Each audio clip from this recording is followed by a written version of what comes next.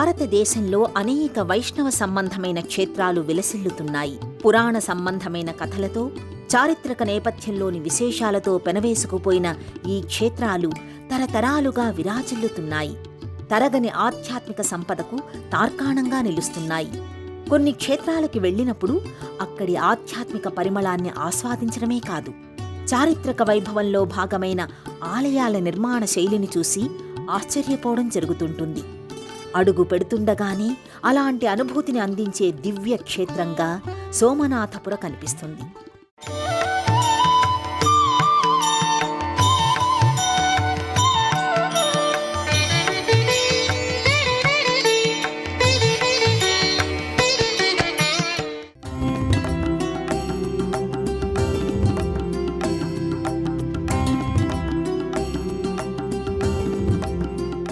UNESCO గుర్తింపును పొందిన సోమనాథపుర ఆలయం కర్ణాటకలోని కావేరీ నదీ తీరంలో కనిపిస్తుంది. గంగా నది తరువాత అంతటి పవిత్రమైన నదిగా కావేరీ నది గురించి చెబుతారు. కావేరీ నదీ తీరాన ఎన్నో మహిమాన్వితమైన ప్రాచీన క్షేత్రాలు కనిపిస్తాయి. అలా కావేరీ నది నిరంతరం దర్శిస్తూ వెళ్లే దివ్య క్షేత్రంగా సోమనాథపుర భాసిల్లుతోంది. స్వామివారికి సమీపాన ఈ నది నిశ్చింతగా, నిదానంగా, నిర్మలంగా ప్రవహిస్తూ ఉంటుంది. ఆ కావేరీ నది శ్రావ్యంగా చేసే సందడిని స్వామి తన్మయత్వంతో వింటున్నట్టుగా అనిపిస్తుంది. సాధారణంగా ఊళ్ళో ఆలయం ఉండటం చూస్తూ ఉంటాం. కానీ ఒక చిన్నపాటి ఊరంతా ఉండే ఆలయాలను చూసినప్పుడు విస్మయం కలుగుతూ ఉంటుంది. అలాంటి ఒక అనుభవం, అలాంటి ఒక అనుభూతి సోమనాథపురలో అడుగుపెట్టినప్పుడు కలుగుతుంది.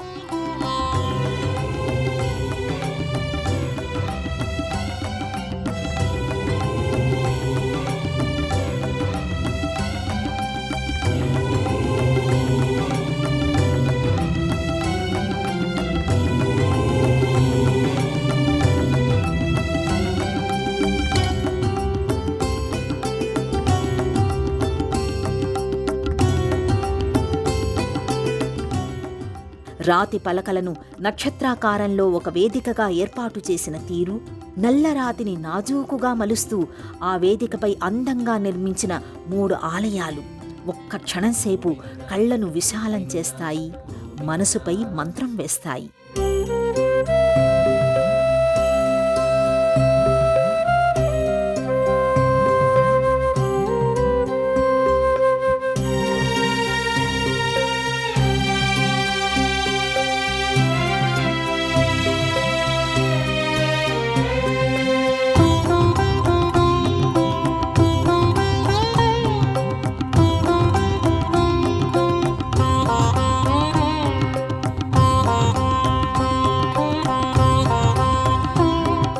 గతంలోని ఘనవైభవానికి నిర్వచనంగా, నిదర్శనంగా, సగర్వంగా, సాక్ష్యంగా నిలిచిన ఈ ఆలయాలను చూపులు స్పర్శించగానే ఇది దేవతల నగరమా, ఆకాశ మార్గాన వెళుతూ కాసేపు రెక్కలార్చుకోవడం కోసం ఇక్కడ ఆగిన పుష్పక విమానమా అనే భావన కలుగుతుంది.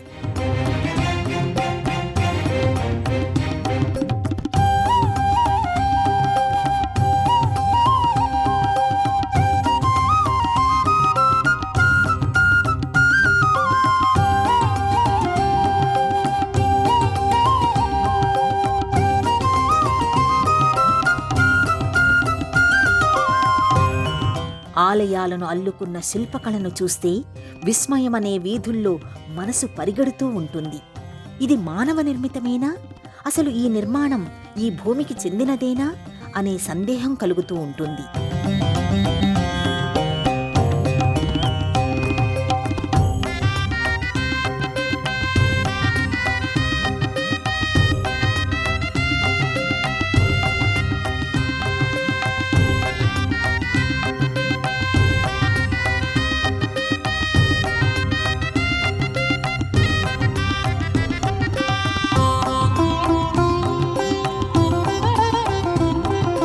మైసూరుకు 24 మైళ్ల దూరంలో ఉన్న ఈ క్షేత్రంలో 3 ఆలయాల విమాన గోపురాలు సమానమైన ఎత్తులో కనిపిస్తూ అప్పుడే రేకులు విప్పుకుంటున్న తామర పువ్వును గుర్తుకు చేస్తాయి.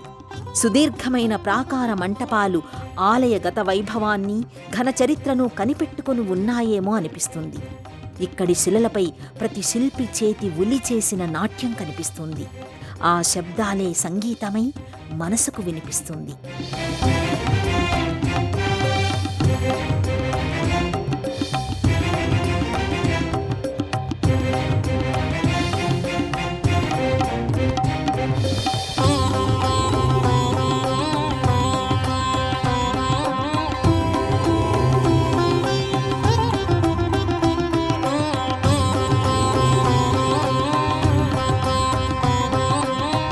ఇంతటి అద్భుతంగా తీర్చిదిద్దిన ఈ ఆలయాలలో చెన్నకేశవుడుగా, వేణుగోపాలుడుగా, జనార్దనుడుగా స్వామి వేరువేరు నామాలతో, రూపాలతో దర్శనమిస్తూ ఉంటాడు.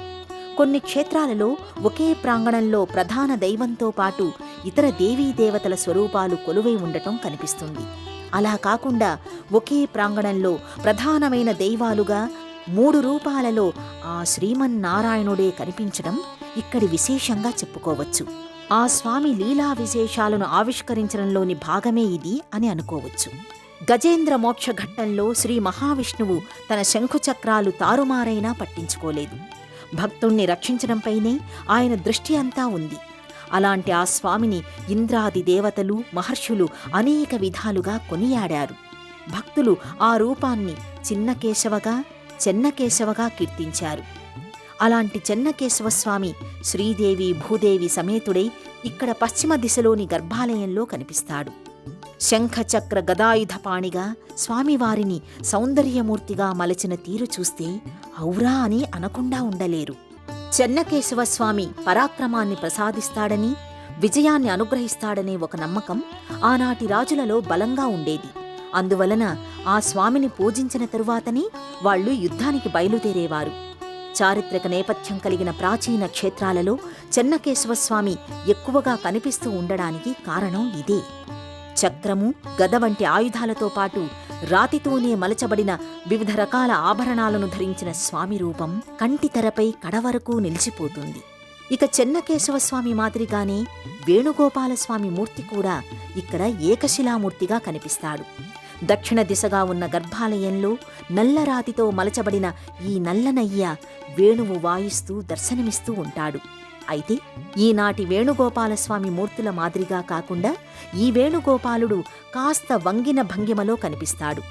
కాళ్లకు, చేతులకు కంకణాలు, చెవులకు రింగులు, వ్రేళ్లకి ఉంగరాలు, మెడలో వివిధ రకాల రాతి ఆభరణాలతో గోపాలుడి వస్త్రధారణతో వెలిగిపోతుంటాడు.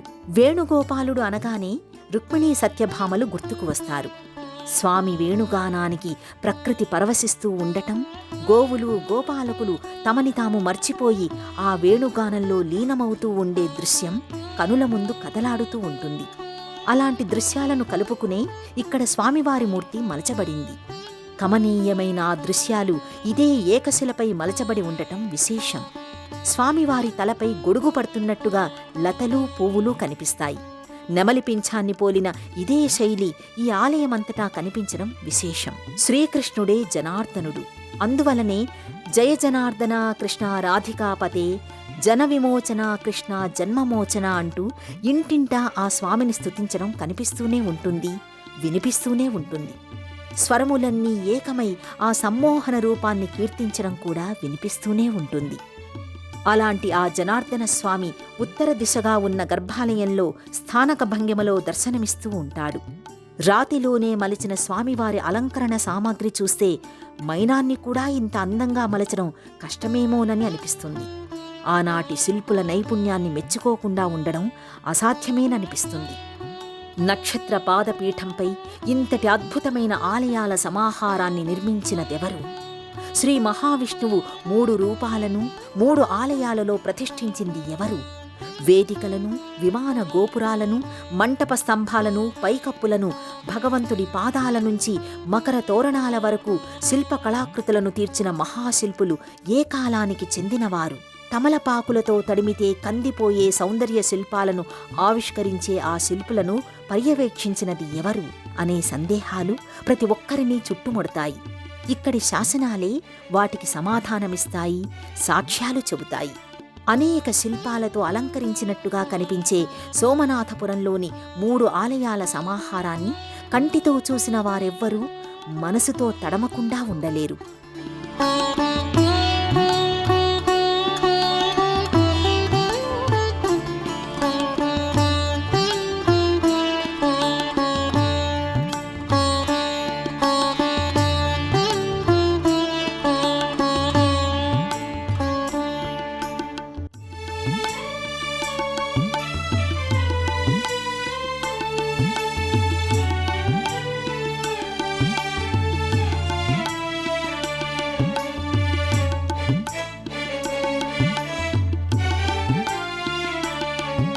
అలాంటి ఈ దివ్యక్షేత్రాన్ని ఇక్కడ నిలిపింది, దివ్యలోకాన్ని తలపించింది హోయసల చక్రవర్తులు.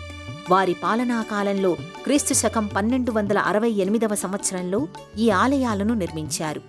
హోయసల చక్రవర్తులు ఎంతటి పరాక్రమవంతులో అంతటి కళాభిమానులు, అంతకు మించిన భక్తిభావాలను వారసత్వంగా కలిగినవారు.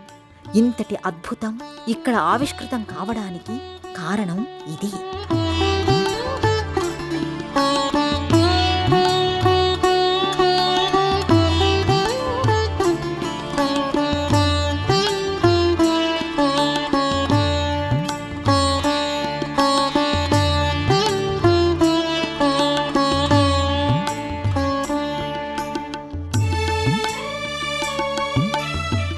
హొయసల చక్రవర్తులలో 3వ నరసింహుడి పరిపాలన కొనసాగుతున్న సమయంలో ఈ ఆలయం నిర్మించడం జరిగింది. నరసింహుడి దండనాయకుడైన సోమనాథుడి ఆధ్వర్యంలో ఈ ఆలయాల నిర్మాణం కొనసాగినట్టుగా ఇక్కడి చరిత్ర చెబుతుంది. ఈ ఆలయాలకు సంబంధించిన విషయంలో అన్ని వ్యవహారాలను ఆయనే దగ్గరుండి చూసుకున్నాడని, అందువల్లనే ఈ ప్రాంతానికి సోమనాథపుర అనే పేరు వచ్చిందని అంటారు. ఆయన అంకిత భావానికి ఈ ఆలయాలు అద్దం పడతాయి, అర్థం చెబుతాయి.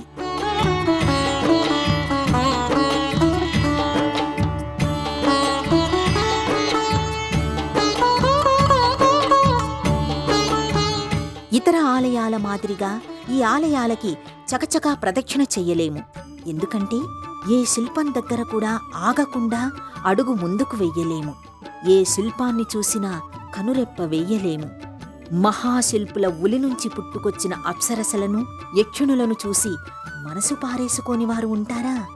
కాలం చెల్లిన అనుభూతులను ఏరుకోకుండా ఉంటారా? ఇలా ప్రతి శిల్పం తనలోకి మనలను లాగేసుకుంటుంది, మన హృదయాలను పోగేసుకుంటుంది.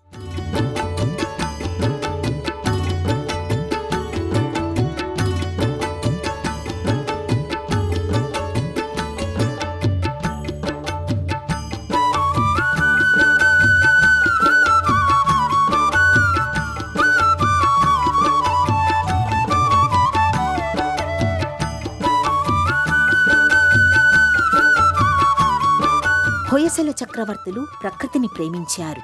సంగీత, సాహిత్య, నృత్య కళలను ప్రోత్సహించారు. శిల్పకళ పట్ల వాళ్లు ప్రత్యేకమైన అభిమానాన్ని చాటుకున్నారు. ఈ విషయం ఈ ఆలయం చుట్టూ పొదిగిన శిల్పాల ద్వారా, చిత్రాల ద్వారా మనకు తెలుస్తుంది.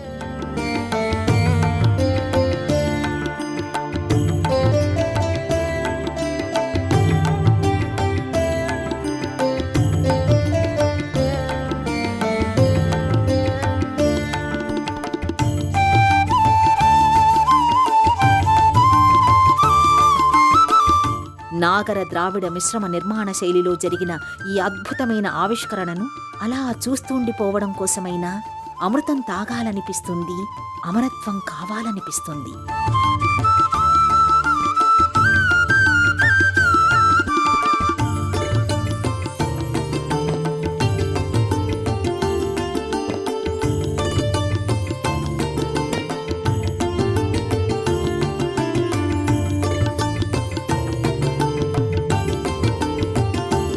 హొయసల చక్రవర్తులు నిర్మించిన ఈ 3 ఆలయాలలో ప్రధానమైన దైవాలు 3 అయినప్పటికీ ఆలయం చుట్టూ ఉన్న రాతి పలకలపై అనేక దేవతామూర్తుల శిల్పాలు కనిపిస్తాయి. నృత్య గణపతి, సూర్య భగవానుడు, శివుడు, శ్రీరాముడు, శ్రీకృష్ణుడు, దుర్గాదేవి, సరస్వతీదేవి, విష్ణుమూర్తి, నృసింహస్వామి, బుద్ధుడు, దశావతారాలు, దిక్పాలకుల శిల్పాలు కనువిందు చేస్తాయి. ప్రతి శిల్పాన్ని ఒక అందమైన ఫ్రేమ్లో సెట్ చేసినట్టుగా మలచటం ఆనాటి శిల్పుల ప్రత్యేకతగా కనిపిస్తుంది. ఇక ఇదే ఆలయ గోడలపై ఏనుగులు, గుర్రాలు, ఒంటెలు, కోతుల ప్రతిమలు, అలాగే పక్షులు, లతలు, పువ్వులు, పండ్లు కనిపిస్తాయి. ఈ పువ్వులు పరిమళిస్తాయేమో, ఈ పక్షులు పలకరిస్తాయేమో అన్నంత సజీవంగా అవి అనిపిస్తూ ఉంటాయి. మల్లెపూల మాలను అల్లినంత తేలికగా రాతితాళ్లతో లతలను అల్లిన తీరు మనల్ని తెలియని మరో లోకానికి తీసుకుని వెళుతుంది. ఏ సాంకేతిక పరిజ్ఞానం లేని కాలంలో ఇది ఎలా సాధ్యమైందనే ప్రశ్నకి సమాధానం మాత్రం దొరకదు.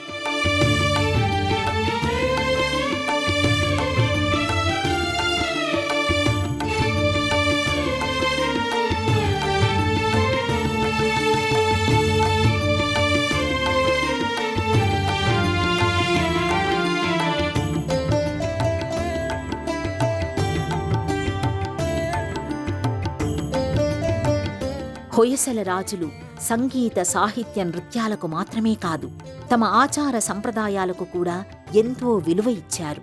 వాటిని భవిష్యత్తు తరాలకు అందించాలనే వారి ఉద్దేశానికి ప్రతీకగా ఈ ఆలయాన్ని హత్తుకున్న రాతి పలకలపై అందుకు సంబంధించిన శిల్పాలు ఉండేలా చూసుకున్నారు. ఆనాటి ప్రజల జీవన విధానం, పండగలు, సంబరాలకు సంబంధించిన దృశ్యాలు, సృష్టిక్రమ వికాసానికి సంబంధించిన శిల్పాలు అబ్బురపరుస్తాయి.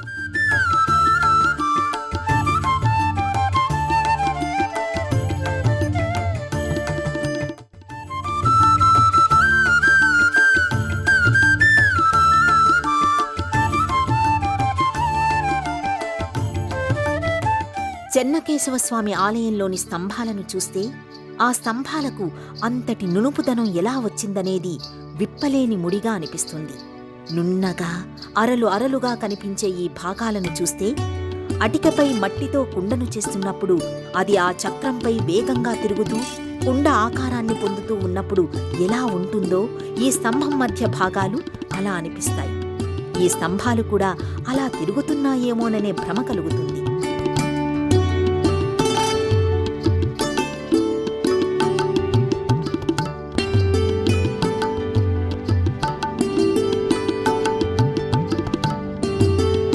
హొయసల ప్రభువులు రామాయణ, భారత, భాగవతాలను ఎంతగా పూజించారో, ఎంతగా ప్రేమించారో అనడానికి వాటి తాలూకు దృశ్యాలు ఆలయ గోడలపై, గర్భాలయ గోడలపై, పైకప్పు పలకలపై దర్శనమిస్తూ ఉంటాయి. రామాయణంలోని సీతారాముల కళ్యాణం, వనవాసం, సీతాదేవిని రావణుడు అపహరించడం, జటాయువు పోరాటం, హనుమ సుగ్రీవులను రామలక్ష్మణులు కలుసుకోవడం వంటి ఘట్టాలు కనిపిస్తాయి. ఒక్కసారిగా మనలను రామాయణ కాలానికి ఎగరేసుకుపోతాయి. మహాభారతానికి సంబంధించి పాండవుల అరణ్యవాసం, ద్రౌపది స్వయంవరం, ధర్మరాజు పాచికలు ఆడటం, పాండవులను కృష్ణుడు కలుసుకోవటం, యుద్ధం తాలూకు సన్నివేశాలను ఇక్కడ చూడవచ్చు. అలాగే భాగవతంలో కనిపించే శ్రీకృష్ణుడి జననం, ఆయన బాల్య చేష్టలు, అసుర సంహారం, గోవర్ధనగిరిని ఎత్తడం, గోపికలతో కలిసి రాస చేయడం వంటి సన్నివేశాల సమాహారం ఇక్కడ కనిపిస్తుంది. ఇక్కడి శిలలు దైవాలుగా మారాయి. ఆ మూర్తులకు వస్త్రాలయ్యాయి, అందమైన ఆభరణాలయ్యాయి, ఆయుధాలయ్యాయి, వాహనాలయ్యాయి, వాద్య పరికరాలయ్యాయి, ఆ దైవాన్ని సేవించే అప్సరసలయ్యాయి. ప్రతి శిల్పంలోనూ జీవం ఉట్టిపడుతూ ఉంటుంది. మనసులోని భావాల దొంతరలను కట్టిపడేస్తూ ఉంటుంది.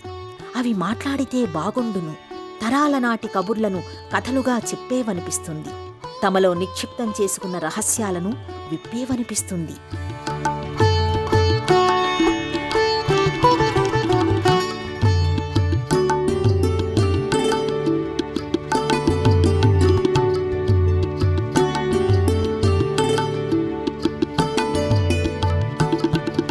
సోమనాథపురలోని శిల్పకళ ఎంతమంది కవుల కళాలకు పనిచెప్పిందో, ఎంతమంది గాయకుల గొంతుకలను తేనెధారలు స్పర్శించిందో, ఎంతమంది చిత్రకారుల కుంచెలతో విన్యాసాలు చేయించిందో, ఇక్కడి నృత్య భంగిమలు ఎంతమందికి నాట్యంపై ఆసక్తిని, అనురక్తిని కలిగించాయో. ఈ శిల్పాలు ధరించిన రాతి ఆభరణాలలోని అల్లిక ఆ తరువాత తరాల వారి జీవన విధానంపై ఎలాంటి ప్రభావం చూపాయో తలుచుకుంటే ధరించిపోకుండా ఉండటం కష్టమే.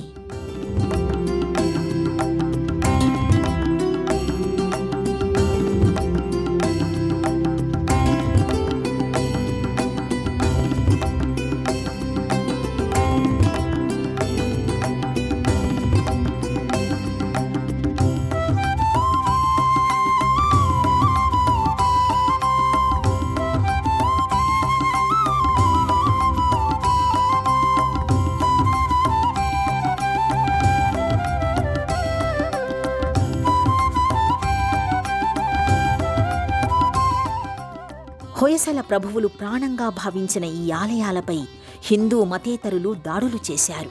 ఆ సమయంలో భిన్నమైన అనేక శిల్పాలు మన మనసును భారం చేస్తాయి. సోమనాథ దండనాయకుడు ఇక్కడ లక్ష్మీ నరసింహస్వామి, యోగ నారాయణస్వామి, మురహర, పంచలింగాల ఆలయాలను కూడా నిర్మించినట్టు చరిత్ర చెబుతోంది. ఆ తరువాత జరిగిన దాడుల కారణంగానే ఆ ఆలయాలు అదృశ్యమైనట్టు తెలుస్తోంది. విజయనగర రాజులు తమ కాలంలో చేయించిన మరమ్మతులకు సంబంధించిన ఆనవాళ్లు కూడా కనిపిస్తాయి. రాజులు రాజ్యాలు పోయినా వారి కీర్తి ప్రతిష్టలను దేవాలయాలు కాపాడుతూ వస్తాయి. ఆనాటి ఆచార వ్యవహారాలను కనిపెట్టుకుంటూ వస్తాయి. ఆ కాలంలో విలసిల్లిన కళలను రక్షిస్తూ వస్తాయి. ఆనాటి సామాజిక జీవన విధానాన్ని భవిష్యత్తు తరాల వారికి అందిస్తూ ఉంటాయి. అందుకే ఆలయాలు ఆధ్యాత్మిక కేంద్రాలుగానే కాదు, చారిత్రక భాండాగారాలుగా, దివ్య క్షేత్రాలుగా అలరారుతున్నాయి. దేశంలోని అన్ని ప్రధాన నగరాల నుంచి బెంగళూరుకు బస్సు, రైలు, విమాన మార్గాలు ఉన్నాయి. బెంగళూరు నుంచి సోమనాథపురకు తేలికగానే చేరుకోవచ్చు.